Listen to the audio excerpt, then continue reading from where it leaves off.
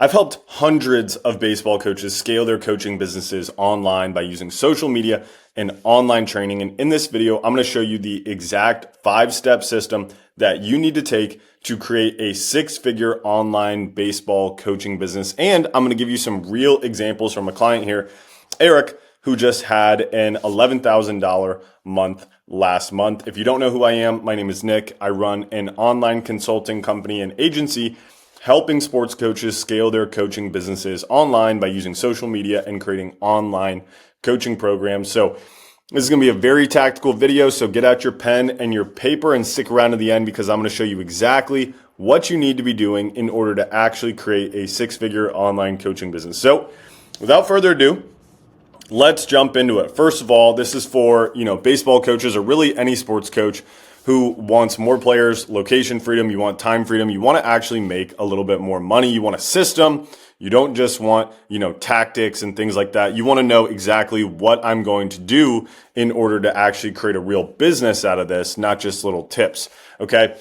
And like I said before, this could work for really any sports coaching niche, particularly sports coaches though, not really fitness coaches. It's a little bit different of a process. Or if you're just an online coach who, helps with mindset, something like that. Unless it's specifically for athletes, then this video is not for you. But if it is you, then you're in the right spot. Let's dive in, okay? So the first step that we want to do is we want to identify who specifically that we're trying to work with, okay? The biggest problem that I see with people is they're oftentimes trying to help so many people, right? And obviously you got into coaching because you want to help people, right? Because you're a helpful individual, you're a helpful human being. But that oftentimes is one of the biggest things that's going to hold you back by trying to work with everybody, all right? Because you're not connecting with anybody. You need to get very, very specific. So what you need to do is you need to define who you want to work with, what age, what position, what skill level, the goal, things like that. The problem specifically, the problem that you're solving, and I'll get into examples, or I'll get into an example here in a second, and then how to actually speak to them, right? Because everybody is going to have a different way that they communicate. So we need to understand how we're going to communicate our message to the audience. And then also urgency, why do they need to get a coach right now? Okay, why do they need to get a coach right now?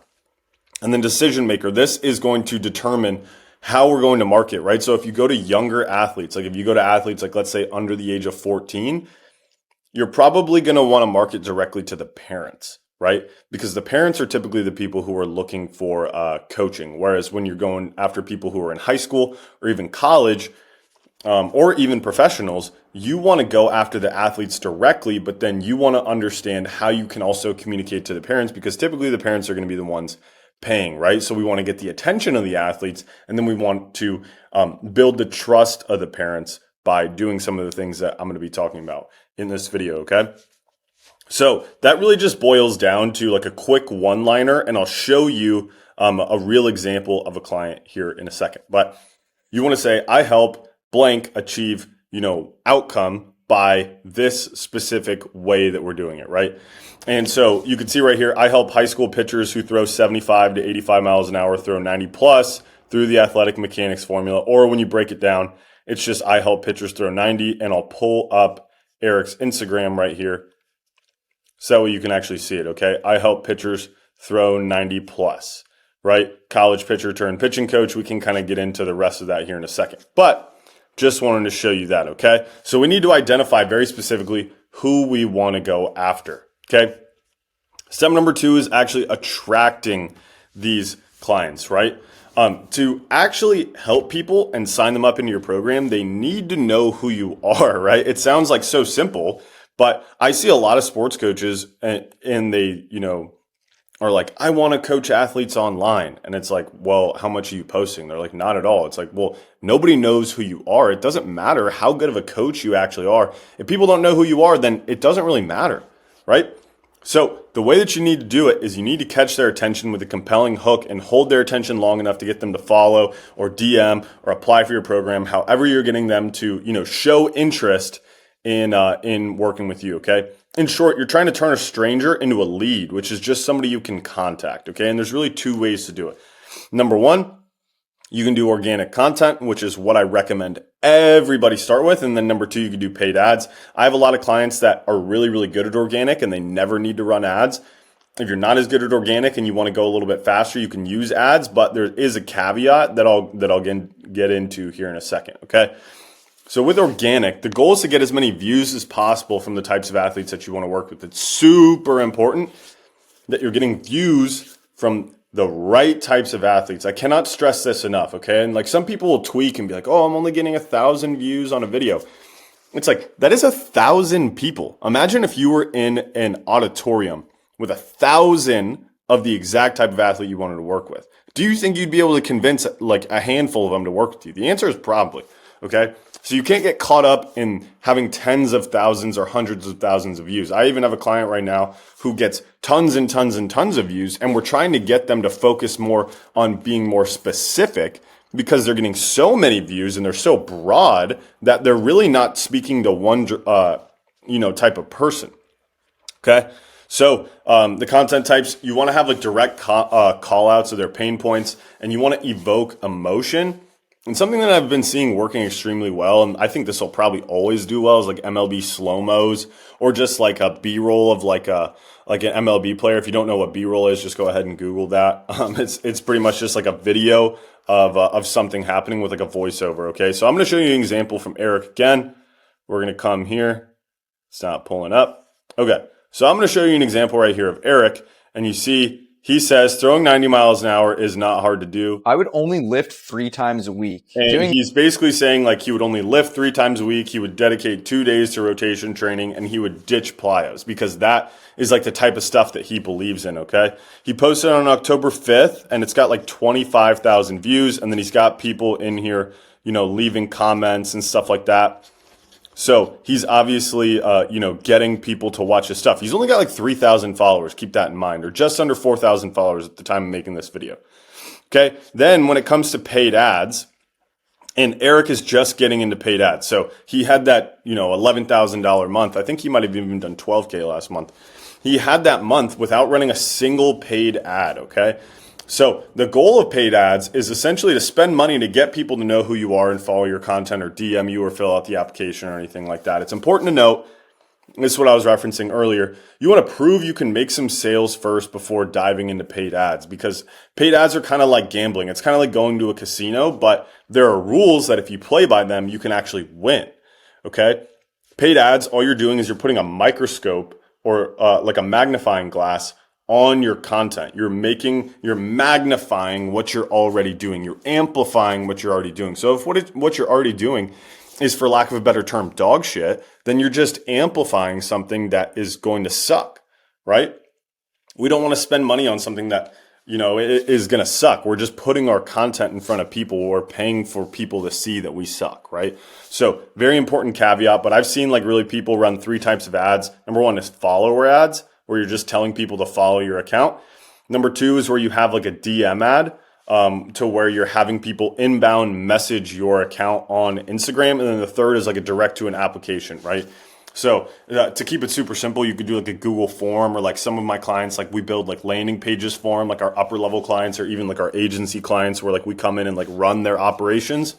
But anyway, long story short, these are the 3 types of ads you can run. And I want to show you something that I think might surprise you. Okay, look at this. Not that difficult. Eric basically posted the exact same video, but without music, and he's going to run it as an ad, right? The reason why he's going to run this video as an ad is because it already proved to work organically. If it's already proving to work organically, all that's going to happen whenever you put money behind it is you're just going to get more of the same types of people. But the reason why we want to run this video is because he's getting followers from the types of athletes that he wants to work with. He's already converted people from this piece of content, the exact same one, it just has music on it, right? He's already converted people into his program. So all we're trying to do is just spend money to get more people to see it. And we had to repost it because it had music on it, right? Meta, if you're watching this, I love you. They're always listening. Okay, so that's how we're going to get more people to see our stuff. Then this is the most important of the entire process, is nurture, okay? And if you don't know what nurture means, It's like, think about like you're taking care of a plant, right? You can plant the seed, you can go to the store and you could buy the seeds, but every single day you got to water it. And then eventually the plant is going to be beautiful and tall and big, right? Like an apple tree, right? Eventually, if you take care of it for long enough, if you nurture it, the apples will be ripe for the picking. It's the exact same thing on social media, right? You're probably not going to run an ad, get somebody to DM your account, and then buy your program the next day. It's very rare. Okay, very, very rare. I have people do it with my program, but like it's not common, right? Most of the time, people that join my program, they follow my stuff, they DM my account, they see an ad, then they come, they watch a video like this, they spend a lot more time with me, they realize that I actually know what the fuck I'm doing and I'm really good at what I do. And then we have a conversation on Instagram, and then we get on a call, and then they buy. Okay. So it's very important. It's very important to understand that it's going to take some time to develop the trust. Okay. Think about if you're going to go on a date with somebody, right? The first date, you're probably not going to ask them to marry you. Okay. You're probably going to go on multiple dates before you even say that you want to be exclusive with them. Okay. And then, as time goes on, if the relationship is nurtured, then you end up marrying them or whatever. I mean, I'm not married. I can't speak to that. But back to the topic at hand, okay? So you want to turn attention into trust. Basically, you're getting views. Like, getting views is important, but if you cannot develop trust with your viewers, you're going to have a bad time, okay? So the rule is that people buy from people that they know, like, and trust. And there's really 3 ways that we can go about building the know, like, and trust factor. Number 1 is education. Number 2 is belief shifting. And number 3 is results. And I'm going to dive into what those things are specifically, okay? So education is basically just educating your audience and teaching them for free on your social media pages. That's probably the best way. But you want to give away your best stuff for free. A lot of people are like, oh, if I give away my best stuff, like that's going to be people aren't going to want to work with me. It's like, yo, people aren't going to want to work with you if you don't lead with value, because people making buying decisions, they make the buying decisions based on the value they've already received from you. Okay. The paid program is just implementation and personalization and accountability. That's why people are going to pay. Okay. So what you're doing is you're giving away all the information for free on your social media, just like I'm doing in this video right now. And then a certain percentage of people are going to want to pay. Okay. And that also builds up goodwill with the marketplace. It's really good for your brand. Okay. Because then people are like, oh, wow, like I really like his content. Like maybe I just had this actually happen like a couple weeks ago. I got on a call with somebody. He's like, hey, it's real, like it really wasn't the right fit. So I was like, hey, dude, like this probably isn't good for you. But like, here's probably what you could do instead. And then like a week later, his friend DMs me and he's like, hey, bro, like just talked to homeboy. And then now he's in our program, right? All because I'm giving away free stuff on my social media pages. Okay. So here's an example that we see from Eric that is actually applicable to, what you guys want to do, okay? Quick arm, but here's the truth. Arm speed isn't built by cueing mechanics. It's built by freeing your arm to move fast. Okay, so you see what he's doing right here. I could go into the rest of the video, but basically, like, as you can see, production quality is, like, not fantastic. Like, no offense to Eric, right? But, like, he's not a professional content creator. He's not, like, fantastic at editing. What he is good at right here is he's saying, here's what you need to do in order to improve your arm speed, which is on brand with what he preaches, which is he's helping pitchers that throw slow, throw harder, okay? And so his captions are pretty congruent with whatever he's saying inside of the video, right? So he's saying like plyo, static drills, cues, cue salad. He says like long toss, pull downs, and athletic catch play, okay? And because that is on brand with what he believes. He believes that you need to be more athletic in your throw, whereas some people get a little bit robotic, right? You may believe the exact opposite. So you should be shitting on Eric essentially with what you believe, okay? Now, probably the most important thing, and this is probably the first time I've ever spoken about this publicly. Anybody that hasn't paid me, I'm sharing this with the world. So if you're watching this right now, you're getting an absolute treat. But like really belief shifting content is the way that you can make a lot of money, through your Instagram page. And Eric has less than 4,000 followers. This is how he's doing it. And this is why Eric is like having success, even though he's not, the world's best content creator, even though he hasn't spent any money on ads, even though, he doesn't have, a crazy baseball background, right?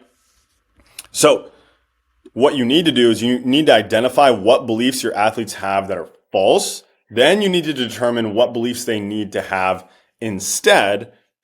Then create content attacking those false beliefs. Then create content installing the new beliefs. Okay? So you could do that in one piece of content, but I like to think about it as like a little one hitter. Like we're just attacking the beliefs in one video. Then we're attacking the beliefs from another angle in another video. Then we're installing the new beliefs in another video. Or you can have a video that does both of them at the same time. So let me show you an example that is like fantastic. Okay? So this is from Eric as well. Why your mechanics feel great one day and trash the next. Okay, so he's hitting on a pain point here that a lot of athletes have. My mechanics feel like shit today, but yesterday they felt great. Why? Okay. Then he says, it's not that your mechanics randomly change. You're always chasing a new cue or feel, right? Think about the last video. We talked about the cue salad. Okay. He's saying, stay closed, lead with the hip, feel the scap. It's not that you need more drills. You're doing drills that don't fix your actual problem. So what is the belief that he's attacking right now? He's attacking the belief that pitchers think that they need more drills or more cues and they need to change things all the time in order to actually throw harder, right? Then he says it's not you, it's the 10 different voices in your head. So it's a bunch of these people talking, saying, hey, there's Twitter, there's Instagram, there's a bunch of different people that are in your head. You don't need more advice. You need one clear plan. What is the belief that they need to have in order to work with Eric? They need to believe that they need to follow one clear plan and one person, and Eric can be that person. Doesn't have to be, but they're never going to buy an online coaching program unless they have this belief, right? So he says, you want 90-mile-an-hour mechanics, but you only train at 70%. You train slow, then wonder why fast feels different. So he's basically saying, stop training slow. You need to train hard. About to sneeze. Woo! He's saying you need to stop. He's saying you need to stop training slow. You need to train hard. Okay? Stop training at 70%. Train at 100%. It's not your delivery. It's your obsession with it. Film shows what happened. It doesn't teach your body how to move. So again, he's removing the belief that people have that, they need to improve their mechanics or study their delivery all the time. And he's saying, no, you don't need to do that. You need to think less. Okay. Then he's just saying, want consistent 90-mile-an-hour mechanics, follow EC pitching. Okay. Prime example of belief shifting content. Eric is so good at this. And if you look back at the examples of the other content that we showed, he's doing it as well. Okay. Now, the final thing is results. And let's be honest, most people don't really believe they can actually get better from a coach on the internet, right? You might be watching this right now and you're not even sure if you could do it yourself, okay? And obviously that's not true because I have, dozens of case studies. I've worked with hundreds of people. It obviously works, okay? But you have to overwhelm people with proof that you know what you're doing by providing them examples of people just like them, okay? So like before and after metrics, testimonials, video works way better than text. Like what I have all my clients do is do like YouTube testimonial videos and host them on their YouTube. So that way, like you, for example, watching this video right now, you're going to watch this video and then maybe you're going to go watch a couple testimonials here as well to hear directly about like what these clients are going through. Here, let me move my face. Okay. And then also like the amount of athletes that you work with. So like you can have that as like in your bio. I've worked with X amount of people, whatever, your background, your experience, your personal story, sharing how you were able to achieve the outcome that you're now teaching people how to do. Okay. That's very important. So let me show you guys an example of a proof-based video. Okay. So Eric gets on a Zoom call with one of his athletes and asks some questions, right? So you ask him, what has helped the most with remote training? He's been the schedule of everything, like the sprints, med balls, blah, blah, blah, blah, blah, blah, blah. Okay. So he gained 7 miles an hour in 3 months. And Eric is posting a reel here of the entire, not of the entire testimonial, just of this little snippet, right? And if you go on Eric's page, you'll see stuff like this. And bonus points if you can ask questions to the athlete about the false beliefs that a lot of the people that follow your stuff have, and then have the athlete break that belief for you, because it's going to mean a lot more coming from the athlete than it is from you, right? You might be watching this video and you're like, oh yeah, Nick, of course you say that this is going to work, and of course you say you know what you're doing, but then you see it from one of my clients and it clicks, right? Cool. So after we actually know how to nurture, we actually know how to, number one, identify who we want to work with. Look at that, thumbs up. We want to identify who we want to work with. Then we want to get their attention. Then we want to nurture that attention. Then it's time to actually convert it, okay? So really what you're trying to do here is you're trying to convert your audience, and it's easy if you know how to take somebody through a legitimate sales process and you've done a good job with everything above that, okay? So there's really three parts, okay? Number one is the call to action. Like 1 to 2 times a week, you should be asking your audience to convert, whether it's apply, whether it's to DM you, whether it's to comment on a specific post, but it needs to be simple and one clear action, okay? And a low barrier to entry. You don't want people to like have to click on 17 different links and then fill out 27 different forms. Like that is stupid, okay? That is so stupid. I don't even have to explain why, but you want to be specific with it, right? You can use like a keyword for your feed versus stories versus ads. So like if I'm Eric on my feed, I'm saying like DM me the word velo. But then on my stories, I'm saying like, hey, if you want to work with me, DM me the word 9 or DM me 90. And then in ads, I'm saying DM me coach, something like that. So that way I know where people are coming from and I can track it. But the whole point is I'm trying to get people like in the DMs, or like if I want people to apply, then I'm trying to have a conversation with them to set up eventually a sales call. But the reason why the DM conversation is so important is because you're trying to build that trust with them a little bit and develop the relationship and also qualify them.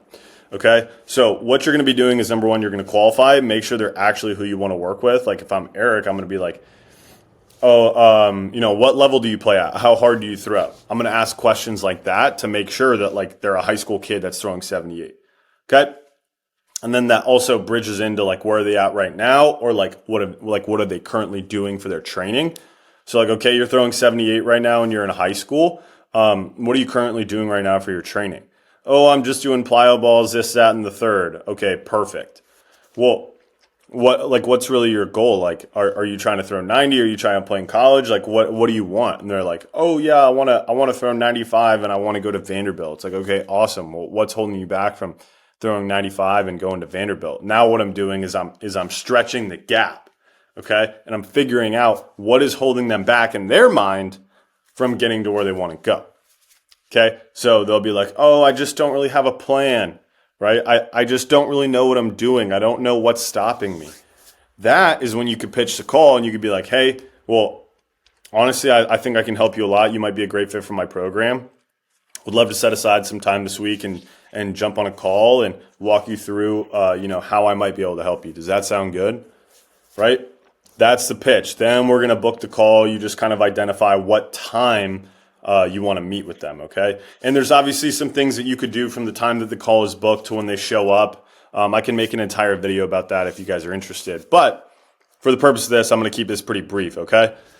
And then once you get them on the call, like, super important you want the parents on the call. Super important you want the parents on the call, because if they're not on the call, like, they're just not really going to know what's going on. And like, you're just a random stranger on the internet. So you need the parents to get on that call.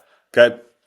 So most coaches suck at sales because they don't actually have a process. Sales is not manipulation. It's persuasion. So if you truly believe in what you do, then you have a moral obligation to sell your program, a moral obligation. Okay.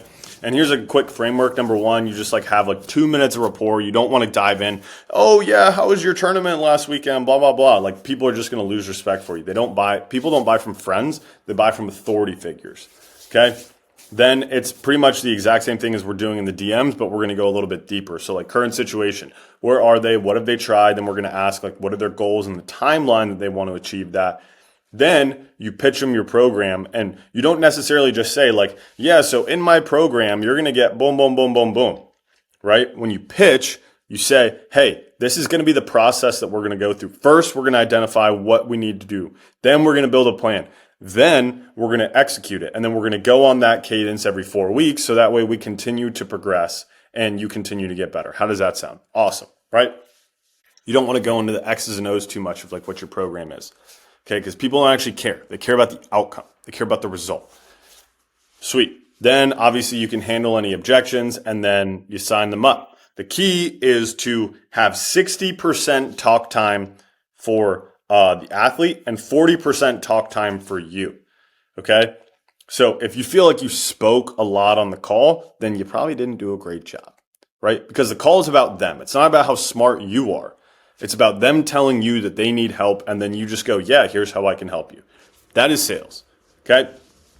Step number 5 is to analyze, okay? You need to learn what works and then double down. This is the most important part of the entire process because we're learning from what's actually going on. We're not guessing, and the data will tell you everything you need to know. So here are the 4 things you need to do, okay? Number 1, look at your clients. Who's getting the best results and who was the best experience for you to work with? And then also like who's sending you referrals?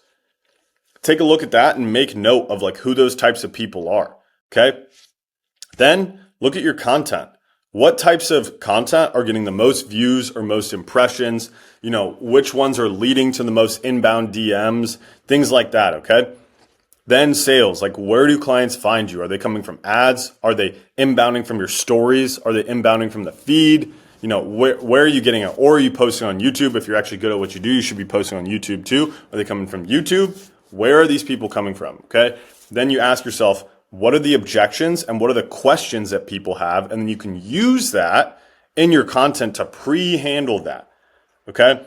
Then you want to obviously look at your show rate. So like of the percentage or of the calls that you book, how many people actually show up with their parents? And then of the percentage of calls that you take, how many people actually become a client, okay?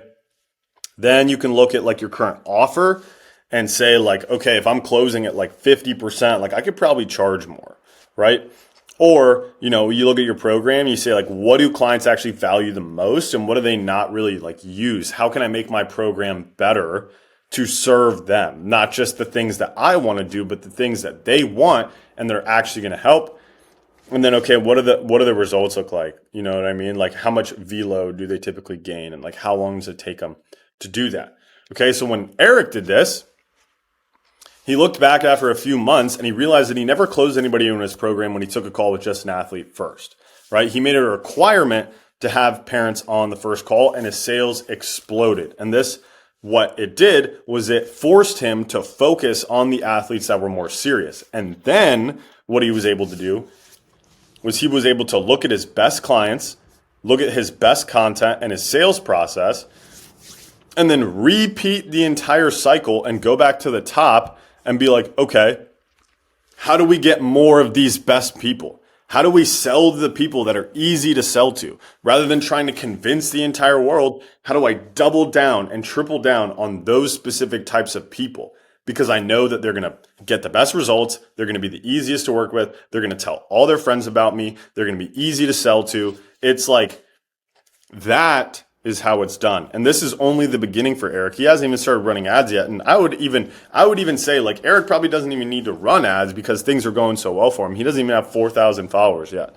But this is how you can actually create like a, 120,000 or even I have clients that are doing $100,000 a month coaching athletes online, okay? This is exactly how you could do it. If you want my help directly to actually implement something like this and walk you through step by step, because obviously I just showed you exactly what you need to do. If you want my help directly with this, then you can go ahead, fill out the application down below and book in a time to speak with me. If not, it doesn't really matter to me either way. Hopefully you got a ton of value out of this and I'll catch you guys in the next one. Peace.